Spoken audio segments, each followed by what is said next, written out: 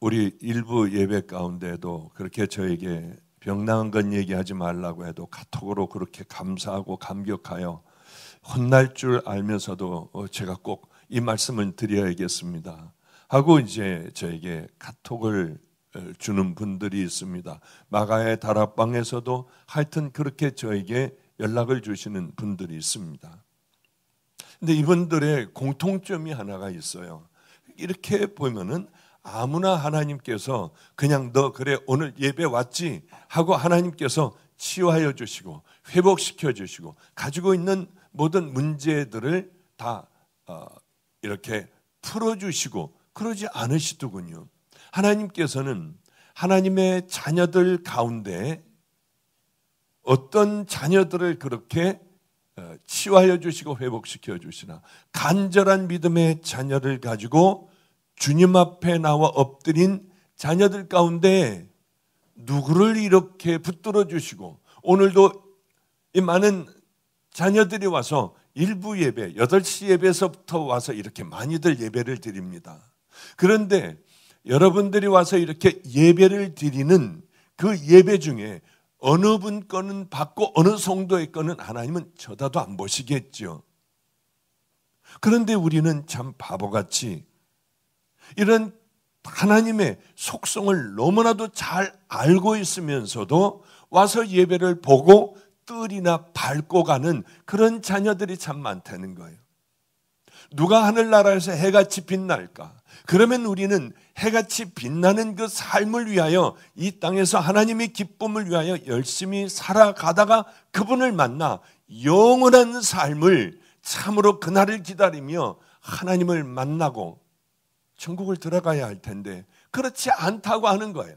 그냥 사는 대로 살아가고 미워하는 사람 미워하고 세상에 몸을 담고 회색지대는 안 됩니다. 그것은 큰일 납니다 해도 신앙의 회색지대에 머물러 있으며 그저 작은 상처만 받아도 어쩔 줄 모르는 사랑하고 덮고 용서하고 낮아지고 하는 그 삶을 살지를 않더라는 거예요. 이게 도대체 웬일일까? 예배도 하나님께서 기뻐하시는 그 예배로 밤을 새고 기도도 하고 들어와 먼저 엎드려 기도하며 내 가슴을 치고 내 모든 죄들을 드러내 주시옵소서. 하나님 이것을 십자가에 보혈로 씻어 주시옵소서. 나는 지금 이러한 것들이 막혔는데 내 심령을 청결하게 하여 주시사 하나님 이곳에 풀릴 수 있는 하나님의 하늘의 은혜가 정결한 은혜가 내게 임하여 주시옵소서 하며 자녀를 위하여 기도하고 믿음의 그 길을 향하여 걸어가야 할 텐데 도대체 왜 우리는 신앙의 회색지대 중들이나 입는 회색 옷을 입고 비참하게 그저 예배 가운데 와서 한번 보고 돌아가느냐는 거예요. 이래서는 안 되잖아요. 우리도 선택받은 믿음의 자녀들로 그저 짧게 살다가는 이 우리들의 삶 속에 하나님께 강력하게 붙들림 받아 하나님과 정말 하나님과 나만이 아는 그 귀한 은혜를 붙들고 우리 주님 나라 위하여 살아가야 하는 것이 성도들의 마땅한 가야 할 길이 아닌가요? 초대교회 성도들은 누구나 할 것 없이 다 그 믿음을 가지고 십자가 붙들고 그렇게 살아갔습니다. 하나님은 우리를 얼마나 사랑하시는지 몰라요. 어느 정도로 사랑하시는지 오늘 본문을 통하여 좀 같이 한번 좀 생각해 보도록 하죠. 그래서 오늘도 이 설교를 듣고 하나님은 내게 이렇게 가까이 관심을 가지고 계시구나. 그러니 내가 이런 고난과 역경의 현장 속에서 내 마음을 하나님 앞에 온전한 믿음으로 드리고 하나님이 내 마음을 읽으시기에 하나님이 기뻐하시는 그 마음을 갖겠고 여기 이곳에 와서 예배를 드릴 때에도 하나님이 기뻐하시는 그 마음으로 마음의 중심을 내가 흔들리지 않고 하나님 앞에 온전히 드리는 예배 드리고 나는 돌아갈 거야. 이렇게 여러분들이 마음을 먹고 우리가 이 예배를 딱 준비했다고 하면 이 예배 가운데 아마 말씀을 듣는 가운데 치유와 회복이 되는 자녀들이 일어날 거예요. 깜짝 놀랄 만한 성령의 뜨거운 은혜가 우리에게 임할 겁니다. 저는 언젠가는 반드시 제가 기도하는 대로 방주교회가 한 자녀도 빠짐없이 그 믿음을 갖고 예배를 드리며 우리가 통곡 속에 우리들의 죄들이 드러나고 성령님께서 강력하게 휘몰아치시는 사도행전의 기적이 우리들의 예배 가운데 임하기를 축복합니다. 여리고성이 이제 무너져 내리기 직전이었습니다. 이제 승리를 선포하기 전에 여호수아는 백성들에게 하나님의 뜻을 두 가지를 전합니다. 하나는 뭐냐 하면 이 성과 가운데 있는 모든 물건은 여호와께 바치되 기생 라합과 그 집에 동거하는 자는 살리라. 이는 그가 우리의 보낸 사자를 숨겼음이니라. 너희는 바칠 물건을 스스로 삼가하라. 너희가 그것을 바친 후에 그 바친 어느 것이든지 취하면 이스라엘 진으로 바침이 되어 화를 당하게 할까 함이라. 은, 금과 동, 철, 기구들은 다 여호와께 구별된 것이니 그것을 여호와의 곳간에 드릴지니라. 자, 이제 두 가지의 명령을 했습니다. 하나는 라합을 살려라. 그 라합과 관계된 모든 가족들은 다 살려라. 두 번째는 모두 다 생명이 있는 것들은 다 죽여버리되 금, 은, 동, 철 기구들은 몽땅 거두어 여호와의 곳간에 다 들여놔야 한다. 이 두 가지를 명령을 하셨습니다. 결국은 우리 주님의 방법으로, 하나님의 방법으로, 그래 하루에 한 바퀴씩 돌고 마지막 째는 성을 말하지 말고 돌아라. 그리고 함성을 지를 때 무너져 내리리라. 정말 무너져 내렸습니다. 여리고성에 있던 사람들은 다 심판을 받아 다 젖먹이서부터 노년까지 다 죽어버렸습니다. 짐승들까지 다 죽여버렸습니다. 그리고 그곳에 있는 철과 금, 은, 동들 이런 기구들은 여호와의 전에 다 갖다 집어넣어놨습니다. 그런데 그렇게 다 죽여버리는 가운데 유일하게 살았던 라합이라고 하는 놀라운 여인이 있었습니다. 이 여인은 그럼 거룩한 여인이냐? 아닙니다. 술집을 하는 여인이에요. 그런데 그 시대의 술집은 몸도 팔고요. 그리고 술도 팔고 그러는 아주 타락한 그런 장소에서 바로 그 몸을 팔고 술을 팔고 웃음을 팔던 그 여인만, 여인에게 속한 모든 사람들만 구원을 받았습니다. 우리는 이렇게 생각할 수 있어요. 내가 얼마나 깨끗한데, 내가 사회적으로 얼마나 높은데, 나는 정결한데, 하나님이 제일 싫어하는 자들은 제사장, 바리새인, 서기관들이었습니다. 이들은 하나님을 잘 섬긴다고 구별된 사람이었지만 이들은 하나님이 보시기에 라합이라고 하는 술집을 하는 기생보다도 못한 그런 자들이었습니다. 우리는 하나님에 대하여 잘 알아야 돼요. 어떤 사람들의 예배를 기뻐 받으실까? 누구를 기뻐하실까? 금방 오늘 드러나지 않습니까? 겉모습으로 잘 성경을 들고 매일 새벽 기도를 나오면 하나님이 기뻐하십니까? 아니에요. 도대체 왜 그랬을까? 그들의 삶을 보시는 거예요. 삶을요. 더럽더라도 내가 이거 잘못했구나 하고 돌아서고 삶을 통하여 하나님을 기쁘시게 해드리는 하나님의 사람들을 세우는 일들을 하면 하나님 얼마나 기뻐하시는지 몰라요. 그렇다고 목사 잘 대해 그런 얘기가 아니에요. 이런 얘기는 그런 얘기가 아니에요. 목사를 잘 대하는 것보다 하나님의 말씀에 순종하고 여러분들이 싫어하는 원수들을 사랑하고 가난하고 병든 내 이웃들을 사랑하는 걸 훨씬 더 기뻐하십니다. 여러분들이 나와 예배 드리는 것보다 그걸 더 하나님은 기뻐하세요. 물론 난 시기를 기억하여 거룩하게 지키고 하나님 앞에 예배를 드리는 것이 원칙이지만은 그러나 세상에 더러운 것, 나만 하는 것, 그저 몸만 와서 거룩하게 예배를 드리는 것, 입만 떠드는 그런 하나님을 사랑한다고 하는 입만 떠드는 것, 하나님은 그것을 정말 싫어하세요. 모든 것을 다 하시는 하나님 앞에 우리는 하나님 앞에 우리들의 마음을 드려야 되지 않겠습니까? 그런데 어떻게 하나님께서는 아무 죄도 없는 어린 아이들도, 젖먹이 아이들까지 하나님은 다 죽이라고 하셨을까? 이건 말이 안 되잖아요.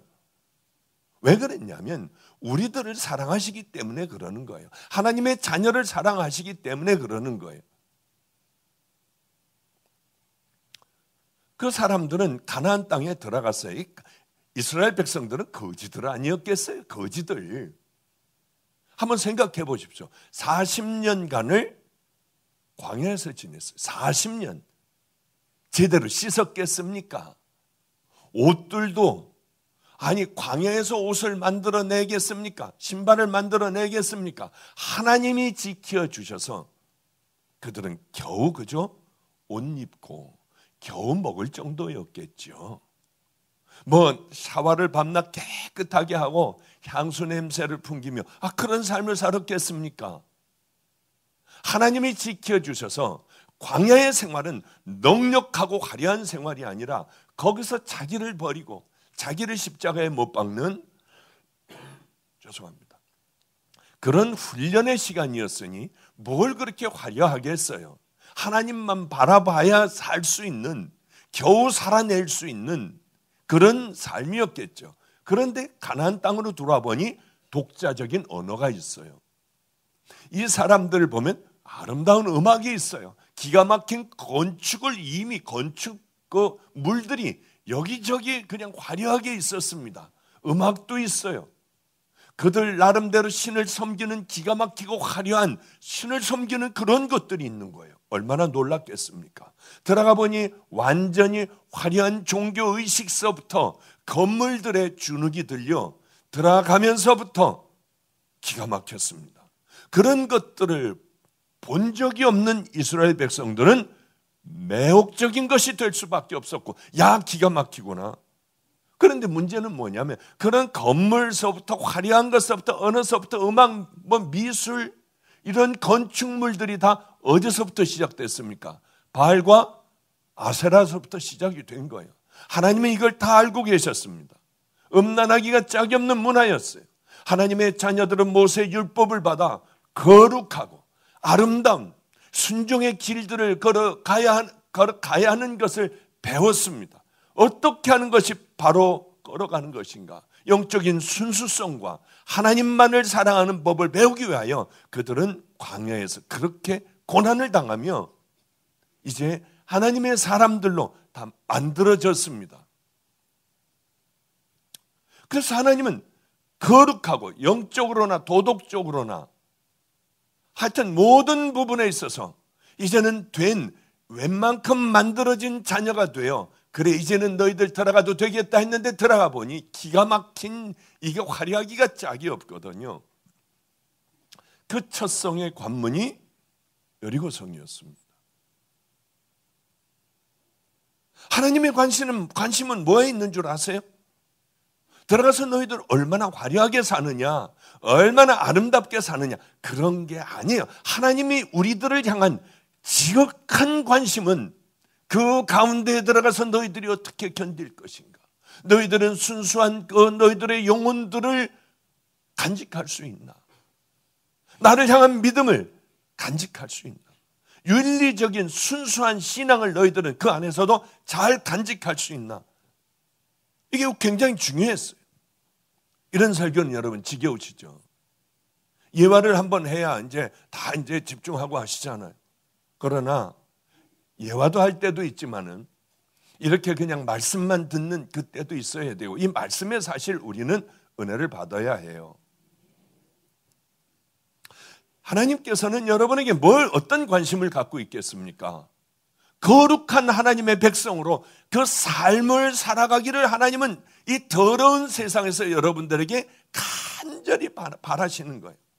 그런데 우리는 이 세상의 젊은 아이들을 요즘 믿음의 길로 가자, 이 길로 걸어가야 돼 하는데, 얘네들이 세상에 있는 문화에 관심을 갖다가 보니까 하나님의 말씀을 얘네들에게 던져줬을 때에 얘네들에게는 이게 고리타분하기가 짝이 없는 거예요. 이 문화가 정말 유치하기가 짝이 없는 거예요. 하나님에 관한 게 이미 세상의 물을 먹어버린 애들에게 이것을 제시할 때에 말도 안 돼, 이런 삶을 어떻게 살아가, 이렇게 될 수밖에 없는 그 환경에 우리는 둘러싸여 있고, 가나안 땅으로 들어갔을 때 그 가나안 땅의 문화는 바로 그랬다고 하는 것이죠. 그러니까 우리가 이 세상을 살아가며 하나님의 말씀을 지키려고 하다가 보면은 세상 문화에 긴장하는 것 아니겠습니까? 또 갈등을 얼마나 해요. 어디까지 붙을 건가 세상에. 이것까지 죄라고 할 수가 있나? 이 가치관, 세상의 가치관에 있다가 보면은 어떻게 그렇게 살아? 이렇게 되어버리고 마는 거예요. 그러니 하나님이 얼마나 기가 막히겠습니까? 그래서 많은 사람들이 잘못된 걸 알고 그럼에도 불구하고 그 죄들을 붙들고 그저 이어가며 살아가는 것 아니겠습니까? 많은 사람들이 음란 문화에 노출되어 있어요.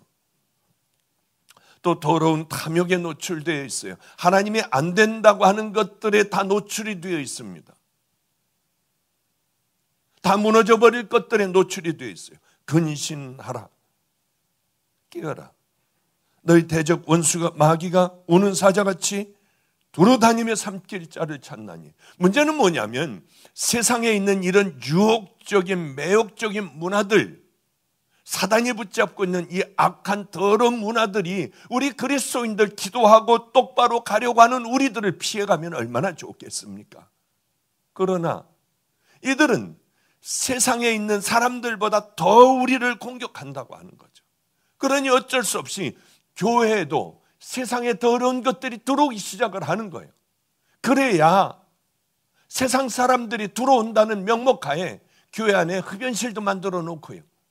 교회 안에 음악도 돈을 주고 사와서 잔뜩 아름다운 음악들을 만들어 놓고, 이 음악도 하나 그저 찬송가, 복음성가 이것이 아니라 도대체 이게 무슨 소리인지도 알지도 못하며 세상적인 곡들을 붙여 이렇게 교회 안에서의 예배 가운데 이런 예배들이 그냥 아주 헤비메탈 같은 귀가 따고 듣지 못하는 기가 막힌 들뛰는 자기들의 기분을 내는 하나님 앞에 영광을 올려드리지 않고 그런 음악들이 그냥 교회 안에 가득하더라는 거예요.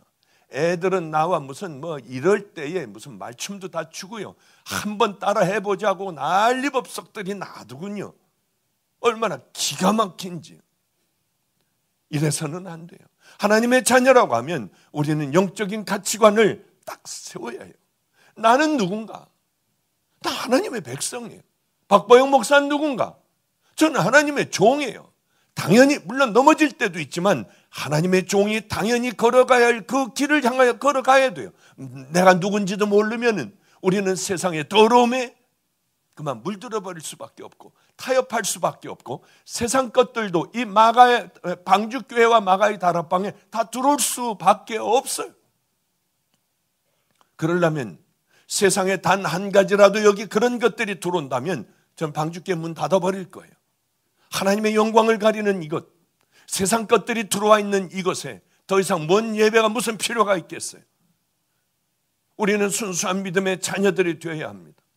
세상 사람들이 뭐라 해도 바벨론의 문화를 단호하게 거부하고 우리는 순수한 하나님의 말씀을 마음속에 담고 이것이 우리들의 가치관이 되어 살다가 주님 부르면 주님 품에 안겨야 해요. 다니엘을 보면 얼마나 고마운지요. 정말 마음에 고마워요. 읽으며 우리 하나님을 어떻게 이렇게 지켜드렸을까. 기가 막힌 음식, 젊을 때에 얼마나 이 음식이 맛있습니까?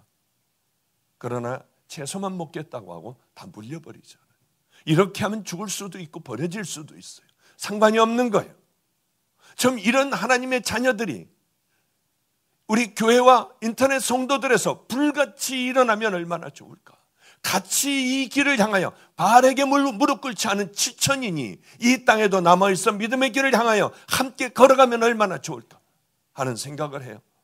왕이요, 우리가 섬기는 우리 하나님이 우리를 극렬히 타는 불물불 가운데서 능히 건져내시겠고 왕의 손에서도 건져내시리이다. 그러나 그리 아니하실지라도 우리는 금신상에 절하지 않겠습니다. 우리를 죽여버려도 우리는 금신상에 절 안 합니다. 죽여버리십시오. 드디어 풀무불에 들어가 버렸어요.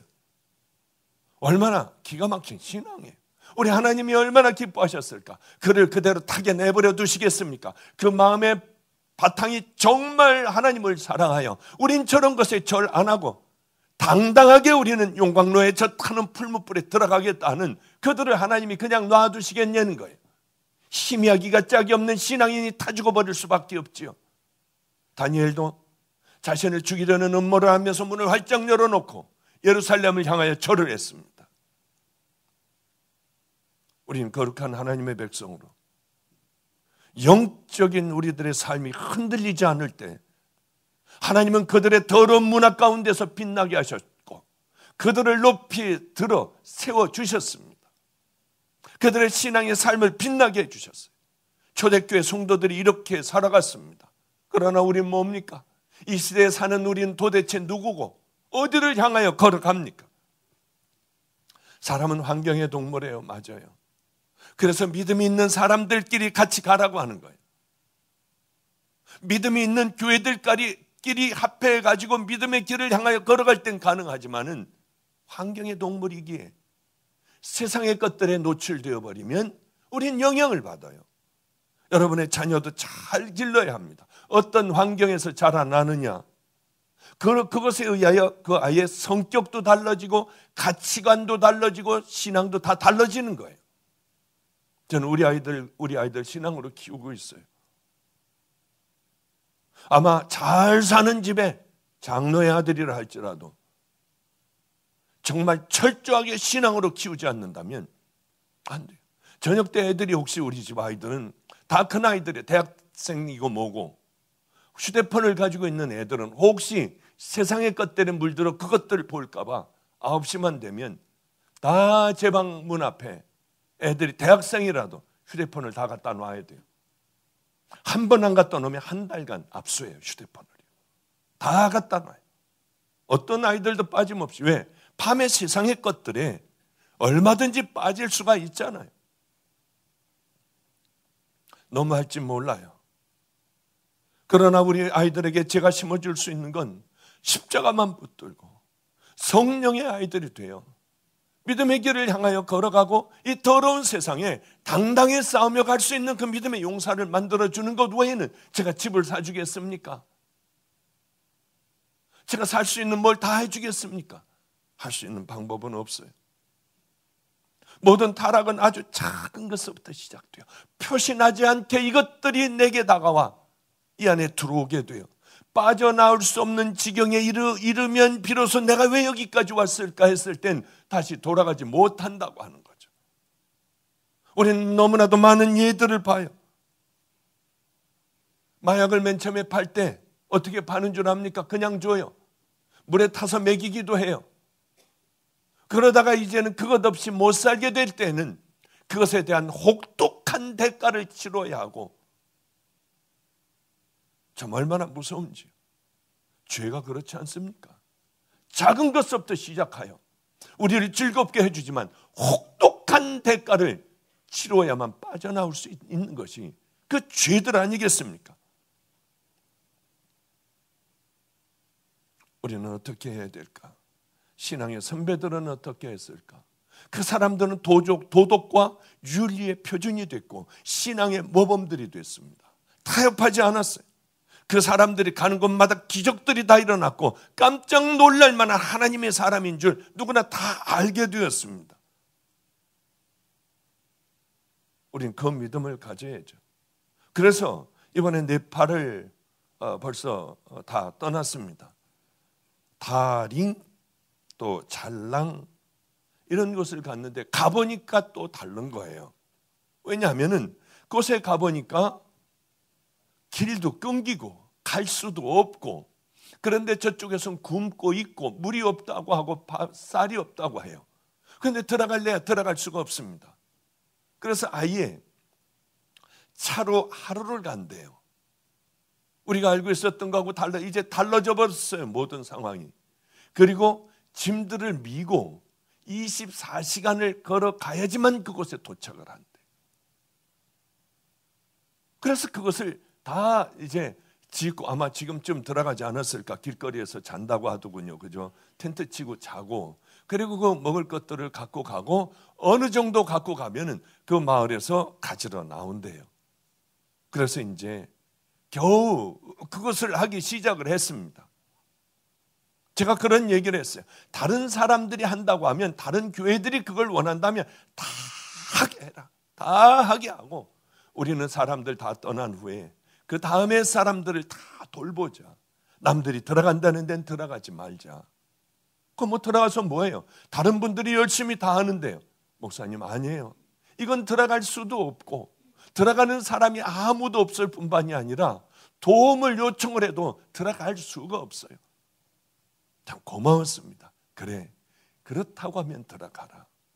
얼마나 힘들겠습니까? 하루를 차를 타고 가고 길이 다 끊겨버려서 거기서부터 24시간을 걸어가야 한대요. 얼마나 감사한지. 그래서 제가 이제 그 보이스톡으로 전화를 했습니다. 얼마나 절망을 했겠니? 목사님, 근데 이게 너무 신기해요. 이 사람들은 절망의 눈빛이 아니라 다들 웃고 농담하고요. 그게 이 사람들에게 큰 일이 아니더라고요. 죽고 내 자녀가 죽고 하는 사람들은 다르지만 집이 무너지고 먹을 것이 없어서 이 사람들은 두려워하지 않아요. 그냥 다들 그렇게 웃어요. 무슨 아무것도 아닌 농담의 일이 지나간 것 같이 웃어요.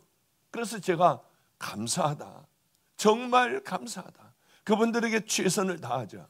남들이 할 수 있는 건 다 놔두고 남들이 하지 못하는 곳에 우리가 들어가고 그것에서 우리가 생명을 다하자. 예, 목사님, 철저하게 그 방법으로 하겠습니다. 이번에 퀴어 축제도 마찬가지예요. 신촌이나 대구에서 할 때는 사람들이 아무도 동조 안 했어요. 이걸 막으려고 안 했어요.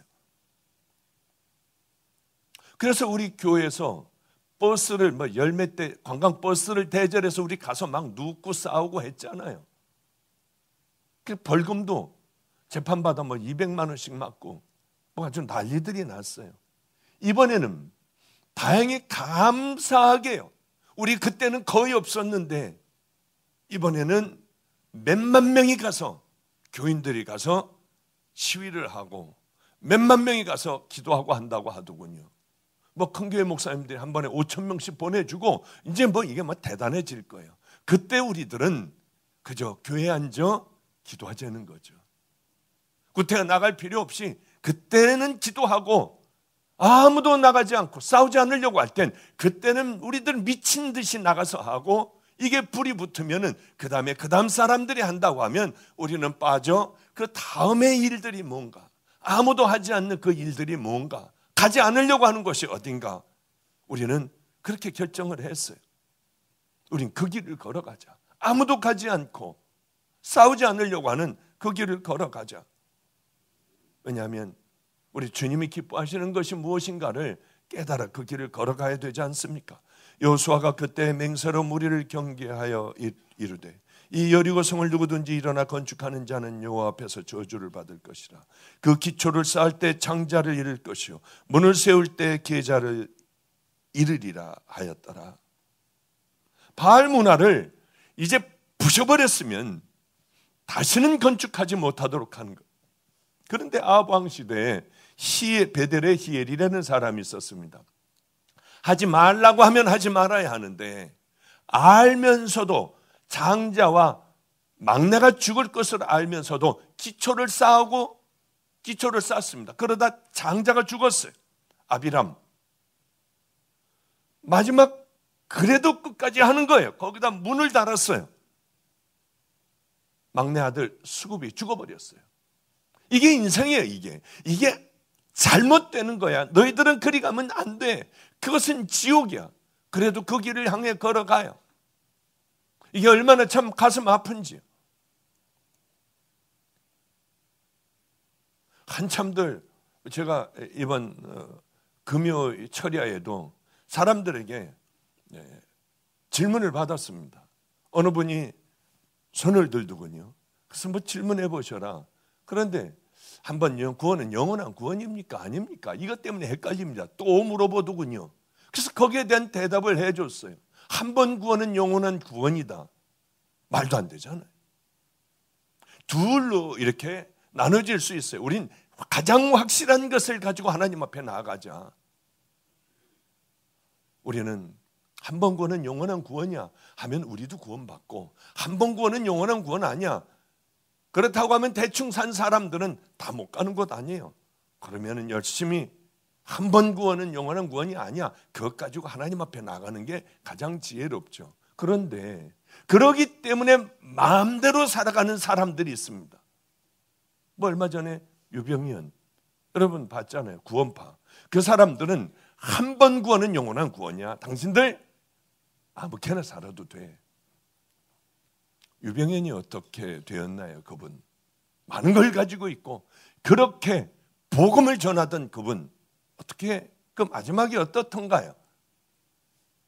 저 풀숲에서 비참하게 그냥 죽었잖아요.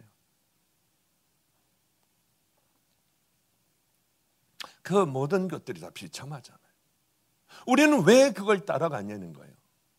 구원파가 이단이라고 하면서도 우리는 그것을 따라가요. 한 번 구원은 영원한 구원이야, 똑같은 그것을 가지고 가요.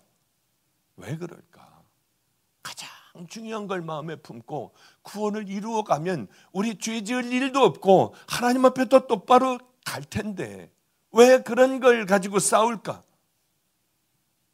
가장 확실한 것을 가지고 싸워야 돼요. 하나님의 말씀을 우린 지켜나가야 돼요. 이 기초를 너희들이 쌓을 때에 너희들 장자가 죽을 거야. 장자 죽었으면 이제 그만해야죠. 그만큼 혼나봤으면 그만해야죠. 끝까지 문까지 닫아버렸어요. 그리고 다 잃어버렸습니다. 하나님 왜 그러셨을까? 이것이 이 바알의 문화가 다시 세워지는 것을 하나님은 경계하셨고, 저 무너진 저것을 보면 내가 살아있는 것을 만 백성들로 하여금 깨닫고 알게 했습니다. 이제 말씀 마칠게요. 여호수아가 기생 라합과 그 아비의 가족과 그에게 속한 모든 것을 살렸으므로 그가 오늘날까지 이스라엘 중에 거하였으니 이는 여호수아가 여리고를 탐지하러 보낸 사자를 숨겼습니다. 다 죽여버리라고 했지만 더러운 년이라도 우리 주님은, 하나님은 살리라고 하셨어요. 우리가 바로 이러한 믿음의 자녀가 되어야 합니다. 다 죽임받는 가운데 하나님께서는 기억하신 바 돼요. 내가 어떤 하나님을 사랑하는 일들을 해왔는가, 믿음으로 행했는가, 성령님과 더불어 하나님이 기억하실 만한 그 일들을 나는 행했는가. 우리는 많은 하나님이 기억하실 그런 일들을 많이 하며 살아가야 돼요. 그게 우리들의 삶이 되어야 합니다.